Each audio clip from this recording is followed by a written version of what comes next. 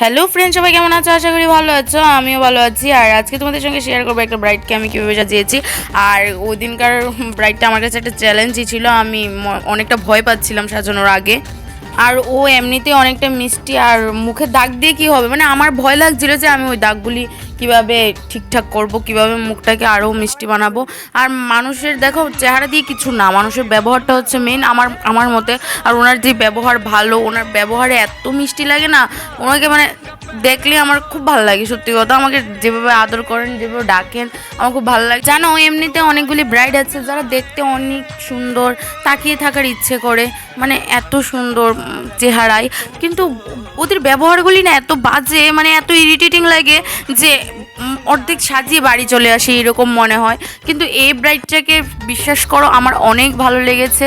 মানে আমি অনেক অনেক খুশি ওকে দেখে, আর ওকে যে সাজাতে পেরেছি, আর ওর যে এত ভালো লেগেছে সাজানোটা, আমার এটাই সবচেয়ে বেশি ভালো লেগেছে। আর সত্যি কথা বলতে কি, প্রথমে আমি অনেকটা ভয়ে ছিলাম ওকে কীভাবে সাজাবো, কিন্তু লাস্টে সত্যি ওকে দেখে আমারও খুব ভালো লাগছিলো। আর কেমন হয়েছে কমেন্ট করে সবাই জানাবে।